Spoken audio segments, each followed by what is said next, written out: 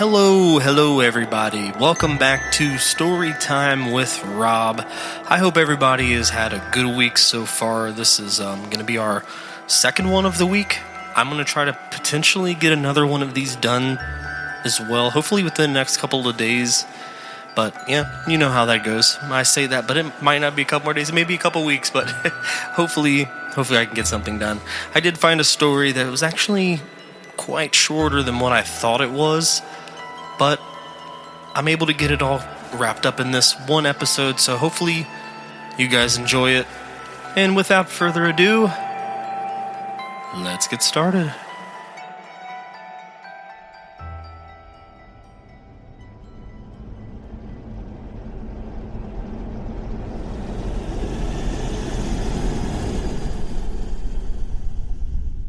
Can I check your ticket, please? I handed the ticket that I'd been twirling around in my hands for the past hour to the flight attendant. She nodded at it approvingly before producing a sheet of paper from the file that she was holding and placing it inside my folded ticket. "Have a nice flight," she commented enthusiastically before handing my ticket back to me. I grabbed my ticket and stared at the folded sheet of paper inside my ticket curiously before finding my seat. Once I settled down in my seat, I removed the folded sheet of paper from my ticket and placed the ticket in my bag. Upon unfolding the sheet of paper, I realized that it was a handwritten note. The handwriting seemed rushed. I've transcribed the note from my memory here. Rules for surviving this flight. 1. Do not speak of this sheet to any passenger. You are the only human on this flight. 2. Check the time on your phone after reading this sheet. All the rules will apply based on the time of your phone. 3. During the first hour of the flight, do not talk to anyone. People may try to talk to you, but ignore them completely. 4.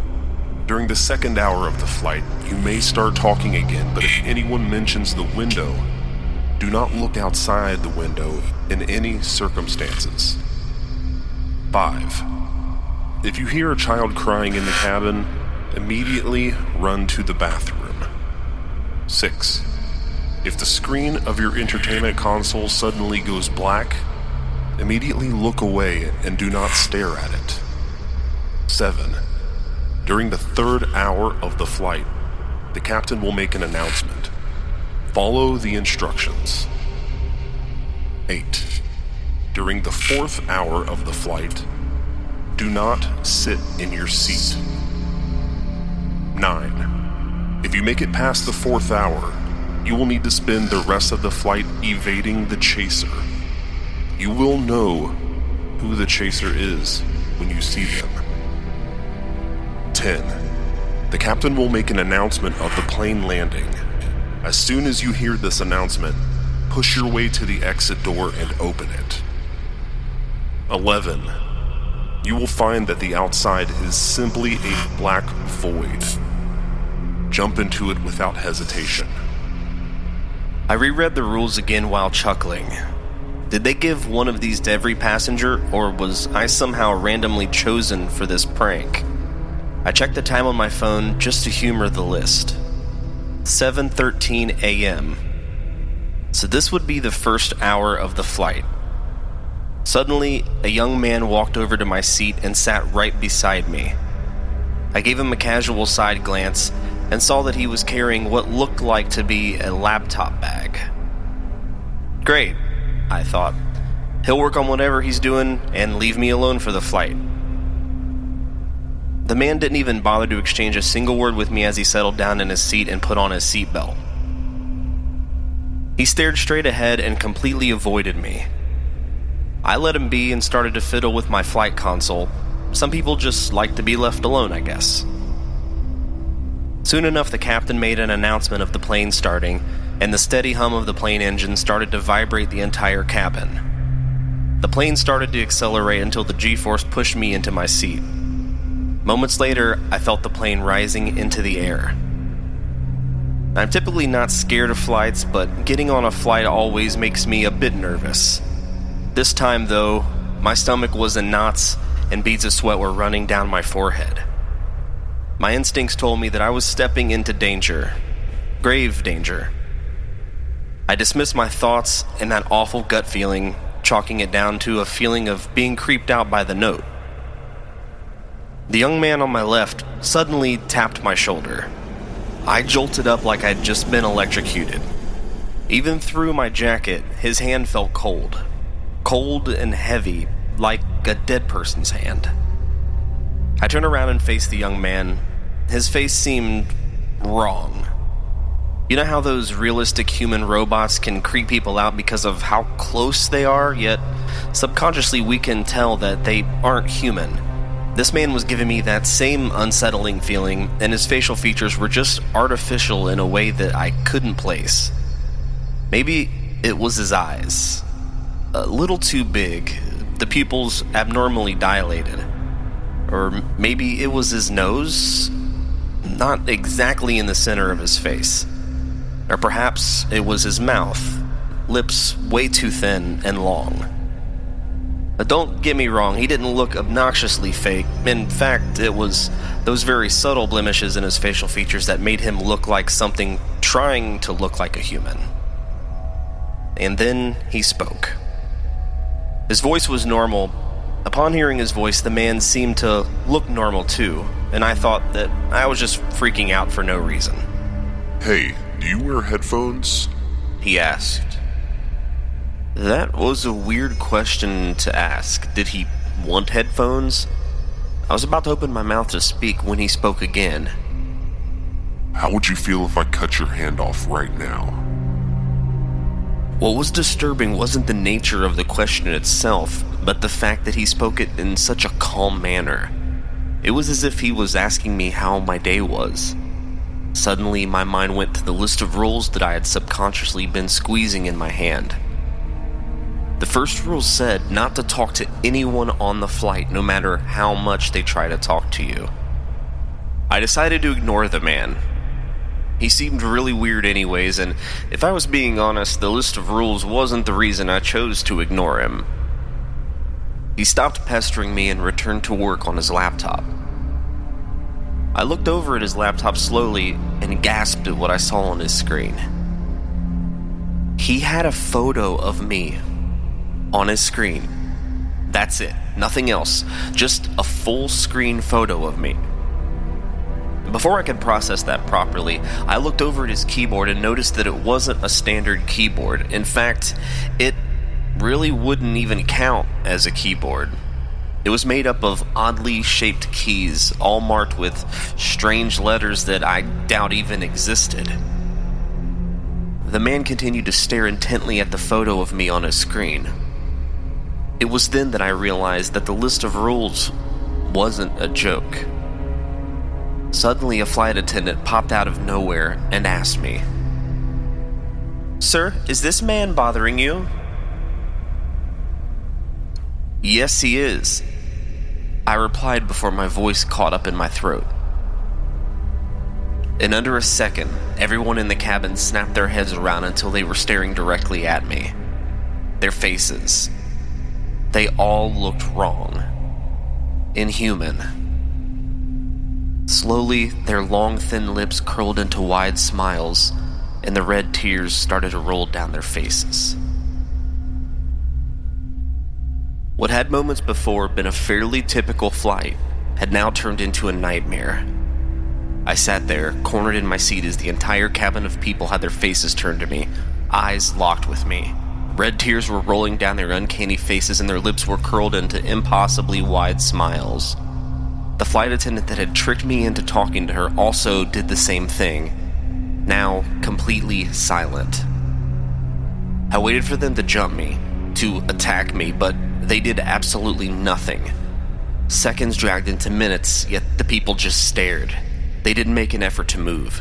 It looked like they were locked in place, just staring at me. As the initial shock wore off, and my ravaged heartbeat started to slow down, I started to think about what to do. I had obviously broken the first rule, but apart from being a little unnerved, it hadn't caused much harm to me. The plane's PA system turned on again and the captain made an announcement. Ladies and gentlemen, we are coming across some unexpected turbulence. Please remain in your seats to stay safe. His voice was monotone and void of any emotion. Every single syllable made the hair on the back of my neck stand up. Everyone in the cabin seemed to dismiss my presence at the moment and return to their usual things. The cabin returned to normal and I nearly convinced myself that I had just had a very realistic nightmare. And it wasn't until that I saw the young man's laptop next to me that I realized it wasn't over yet. His laptop was still the same, with the keyboard from another world, and most importantly, he still had the picture of me on his screen. He continued to stare at it, and tap the keys on the keyboard as if he were typing something. I reread the list of rules and noticed the 7th rule.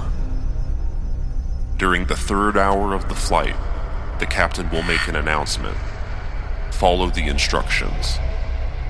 The rule sheet stated that the captain would make an announcement during the 3rd hour of the flight. Yet, as I checked my phone, I realized I was still in the 1st hour of the flight. Either breaking the first rule had changed the complete course of things, or the rule sheet simply didn't account for all scenarios. I desperately hoped that the latter was true because otherwise, the precious rule sheet that was supposed to get me out of here would now be worthless. A sudden jolt across the whole cabin interrupted my thoughts. The captain hadn't lied about the turbulence. In fleeting moments, the entire plane was shaking. There was nothing against looking through the window in the rules, apart from during the 2nd hour, so I pulled up the blind on the tiny circular plane window and gasped when I saw the outside. All I saw was a thick black void that seemed to undulate like rich black velvet. I saw the lights from the plane start to get warped and twisted as the beams traveled through the void. And don't get me wrong, the void wasn't just completely black, and it was full of light rays twisting and warping. The best I can describe the void's movement is like an ocean of thick black waves. My mind went to every sci-fi movie and book that I'd ever read and entertained the thought that I was inside of a wormhole, or perhaps a black hole. How the regular Boeing plane managed not to get crushed in this physics-bending space was an impossible question to answer. I slowly turned my head away from the window. It took a lot of willpower to look away as if something in those inky black depths hypnotized me. Everyone in the cabin seemed completely oblivious to what was happening and continued to go about their regular business. I checked the time on my phone and my heart skipped a beat. An entire hour had passed in those few moments I spent looking out into the void. I quickly looked over at the rules sheet to see what I would do for the 2nd hour of the flight. During the 2nd hour of flight, you may start talking again, but if anyone mentions the window, do not look outside the window in any circumstances. While the rule did state it was okay to talk, I really didn't want to talk to anyone in this cabin. I also reread the rule about going to the washroom when I hear a child crying and not looking in my in-flight entertainment console if the screen turns black. It all seemed pretty standard stuff and I thought I'd seen the worst already. This gave me a newfound motivation to follow all the rules to the dot and get out of here quickly. I started to head out to the washroom to relieve myself, knowing that I'd be busy during the 3rd or 4th hours of the flight. As I was walking to the washroom, a woman frantically caught up with me. She seemed absolutely frightened. Hey, are you also stuck here? She asked while looking me up and down. Did you also get the set of rules? I said. Yes, but I lost the sheet. Can I just read yours? I considered it for a moment and decided to give her my sheet because she seemed really desperate. It felt good to have someone else in the same situation as me because now I could rely on someone else to help me out. I gave her the sheet and she thanked me profusely. After giving it a quick read, much to my relief, she handed it back to me. I'm Sarah, by the way, she said. Nice to meet you. I'm Ethan, I replied. We need to get out of here, and I think that our best bet is by following these rules. That's right. I'm glad I'm not the only person here on this flight. She said. About the others, well, they don't seem human to me. She seemed to have calmed down a bit too quickly. It felt like she was putting up a facade, and I chalked it up to being on the edge from the situation I was in. So, I guess we got another half hour until the third hour starts? She said. We suddenly started to hear the shrill cries of a child in the cabin. She immediately took my hand and rushed us both over to the washroom. There we spent the next few minutes listening to those shrill cries get more and more inhuman as the minutes passed. Just before they finally died down, they were high-pitched shrieks that still ring into my ears to this day. My left ear started to literally bleed as the frequency of the sound ruptured my eardrum. Sarah seemed unfazed by the sound. I guess it affects different people differently. Soon enough, it was the third hour of the flight, and the captain made another announcement in his emotionless, monotone voice. Ladies and gentlemen, please proceed to the front of the plane. Absolutely no one in the cabin moved. I looked at Sarah and she nodded at me, giving me the affirmative to go to the front. We both started to walk to the front of the plane, basing through rows and rows of people comfortably lounging in their seats. No one seemed to have even heard the announcement. At the front of the plane, I saw the doors of the pilot's cockpit open. I walked inside with Sarah right behind me and noticed two things. 1. There was no pilot. 2. Outside the plane, I could see a vast red land with fire and lava crisscrossing the dried earth like rivers, and purple trees dotting the barren landscape. I stared into the outside, shocked at the otherworldly landscape. The place wasn't uninhabited, though. Large concrete buildings were concentrated in several areas. Where we had arrived, I had no idea. Sarah started laughing behind me. It was at this moment that all the pieces of the puzzle clicked together in my head, and I realized why Sarah felt so off. She knew what time it was on my phone, even though she never checked it. There was no way she could have known which hour of the flight it was unless she had her own phone, which she never did. She didn't get affected by that shrill, high-pitched scream in the cabin. She was acting way too calm, like she knew exactly what was happening. As I felt Sarah's nails dig into both my shoulders, I realized that the list of rules had failed me when I broke the first rule. I had changed the course of things, and those rules no longer had a time frame. Sarah continued to dig her nails into my shoulder and pierced my skin through my jacket. She leaned in close and whispered, I am the chaser. I was stuck in a bit of a pickle. The chaser had tricked me and cornered me into the cockpit, and the plane seemed to have traveled to another dimension. I probably would have had a panic attack and a mental breakdown at that moment, but I had something more important to deal with. The nails of Sarah, or the chaser I guess, continued to dig into my shoulder and stabbed through my jacket into my skin. She seemed to possess inhuman strength from the way that she easily punctured my jacket and then my skin with just a blunt nail. But as I slowly turned my head around, I realized Sarah was truly just a facade. She had just transformed into something else entirely. Her skin had gone completely white like a sheet of paper, and her fingers now ended in jagged, sharp yellow fingernails. Her face had warped into misfigured eyes, nose, and mouth that barely resembled the Sarah that I had gotten to know. I quickly pushed back against her and kind of fell on her to push myself and her out of the cockpit. You don't truly know what you're capable of until you get that adrenaline surge in a survival situation.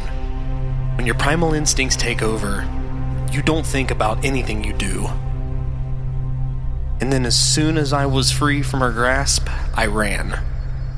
I won't bore you with the details of the next 30 minutes of me running back and forth around the plane to avoid the chaser. At first, I thought the other passengers would react, maybe catch me or something, but they were all gone. The entire plane was empty, and it was only me and the chaser. I was starting to get tired and lose energy when the captain's voice broadcasted over the PA system once more. The plane is landing at our destination. Please buckle your seatbelts. The chaser took one final look at me before disappearing to the back of the plane. It puzzled me how the captain was now back in the cockpit and landing the plane. Curiosity overtook me, and I thought that I'd seen the worst already, so I decided to walk to the front of the plane and check the cockpit again.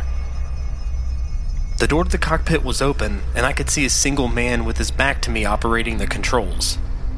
He seemed normal enough, but after what I experienced on this plane, I knew the last person I wanted to bother would be the captain. I swear I saw him turn his head around and look at me as I turned around and walked back. The plane landed eventlessly, and those emergency rubber slides also opened up to serve as exits in place of where there were no airports. Before I left the plane, I salvaged as much food and water as I could. Some of you may say that I should have stayed in the plane. While that would have been a good move, how long would I last there? Days? At most weeks? It's best I get myself used to this new dimension I found myself in, rather than sit there and then look for food when I'm starving. And of course, I still can't forget the chaser, who I believe is still on the plane. The landscape was an endless red desert. The only thing that stood out in the landscape were the occasional purple trees and the towns of concrete buildings. The heat was unbearable. I looked up at the sky and saw 3 large suns in different positions, all radiating their heat and light onto this planet. The ground was incredibly dry, and I doubt the place ever received rain. In fact, there were several ravines that were filled with lava and molten rock. I knew I couldn't even survive a day in this heat and had already completely soaked my clothes in sweat. I started to walk over to the closest concrete city that I could find.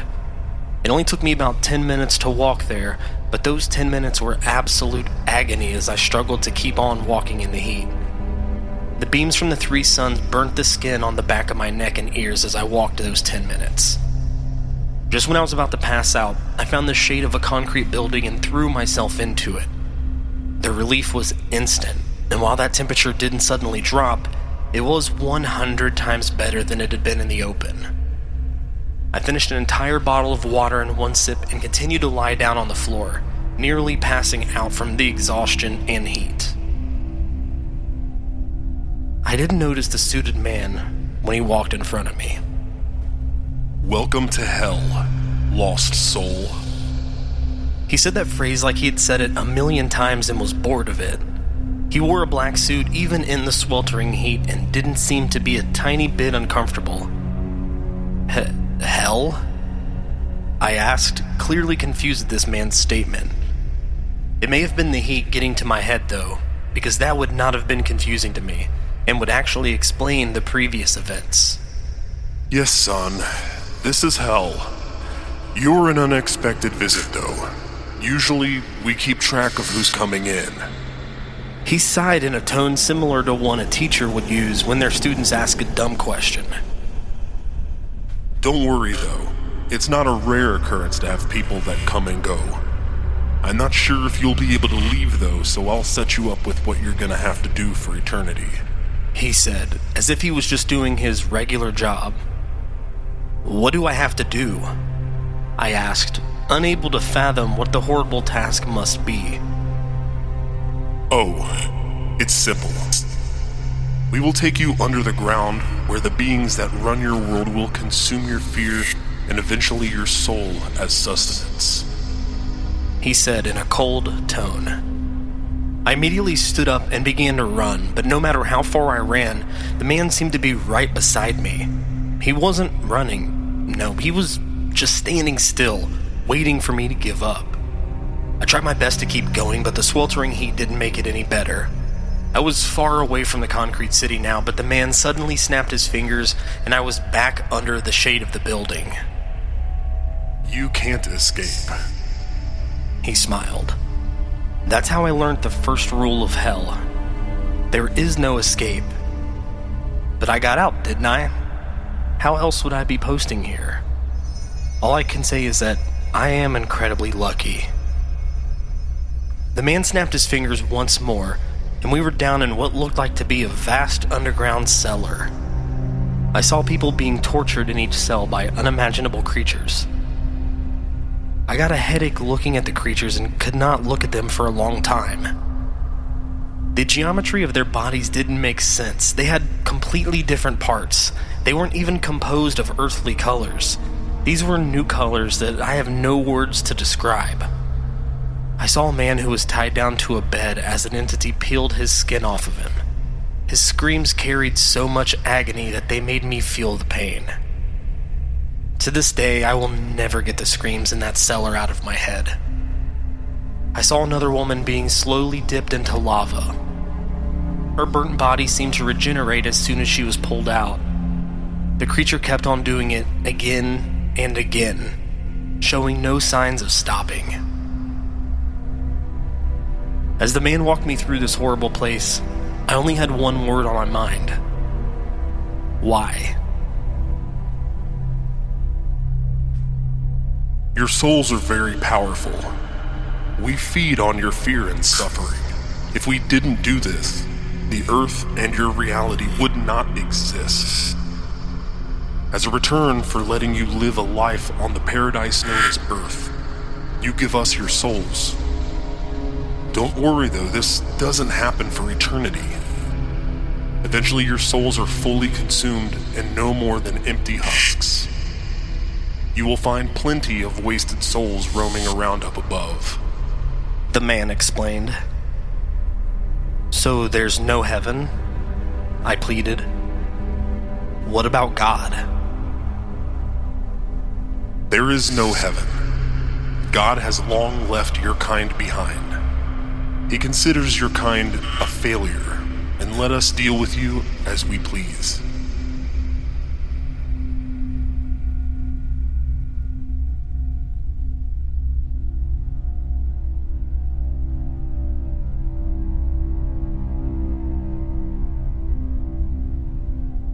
I stood there in the underground torture chamber as a suited man told me about the afterlife and how it works. You know what's worse than that, though? Monday mornings. Okay, maybe not. I was quite literally dead, and now this man was going to chuck me in a cell and torture me for eternity.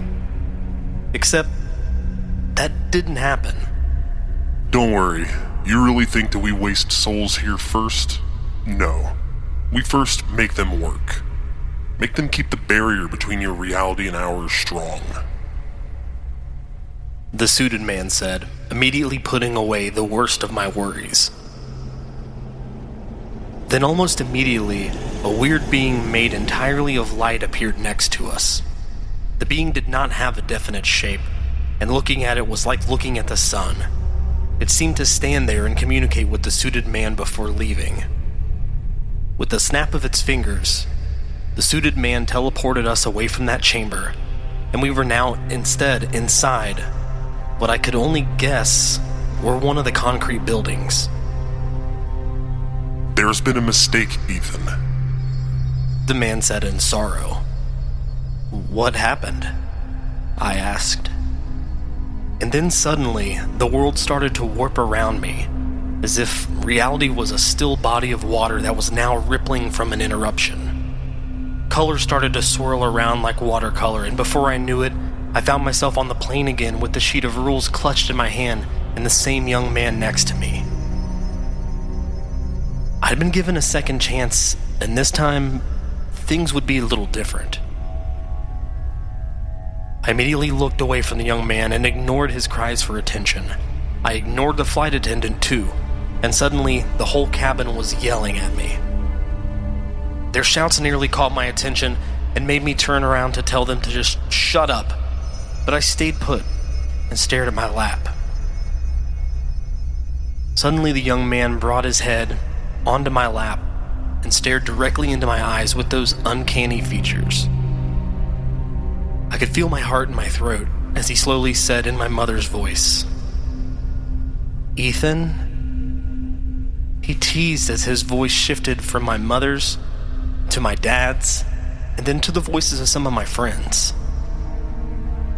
I trembled and tried to avoid his disturbing features of his face that were so close to me by closing my eyes, which only made him angrier. It seemed that the creature had no way to touch me until I acknowledged them, though, so I was safe. The other rules were a breeze to follow, except for the chaser one. The chaser was still Sarah, and she started to come towards me as soon as the hour started. I continued to run, but Sarah followed after me, calling for me. I tried not to get myself into a dead end and continued looping around the seats until the hours passed. My legs were tired, and I was utterly defeated. Soon the captain made a landing announcement, and this time I managed to jump into the void. The void accepted me as it started to wrap its tendrils around me.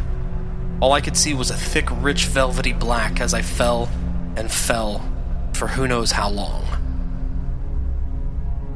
I started to hear the rhythmic beeping of some sort of machinery and tried to focus on it until I realized what it was. I woke up in a hospital bed, covered from head to toe in casts. Apparently, I had been involved in a serious car crash. The doctors say I was dead for a total of 3 minutes and miraculously survived.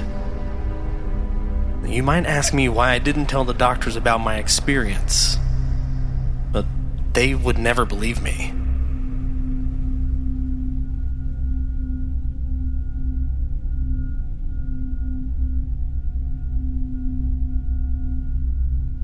After years of rehab, I gained the ability to be able to do most things, and life started to become normal again. That is, until the suited man visited me again. It was a cool Saturday evening, and I was going for a walk in the park to try to push myself to improve my health. My athletic ability hasn't been the same since the accident. He walked over to me and I immediately froze as he held his hands up defensively in front of him to signify that he meant no harm.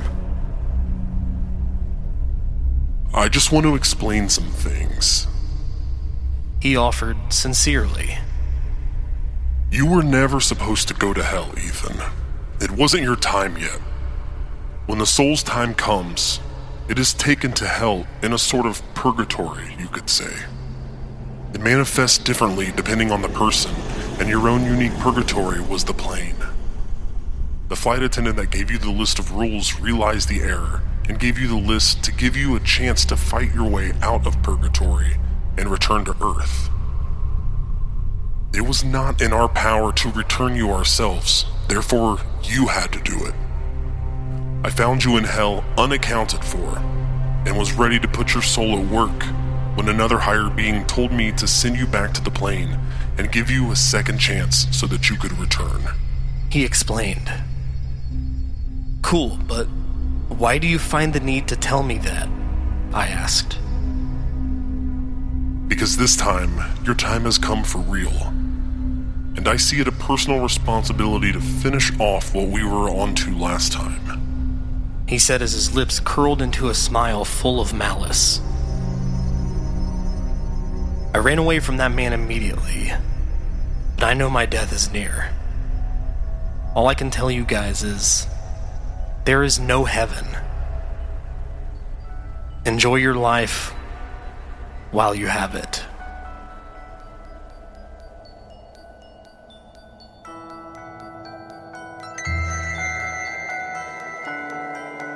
And there you have it. Thank you guys so much for listening. Sorry this one was such a short one. Like I said, I did anticipate it on being this short, but that means it's over. We can do another one. So hey, if you hated it, next time it's going to be a different one. So there you go. If you liked it, sorry, it's over. It was a quick one. So until next time, thank you guys so much. I love ya.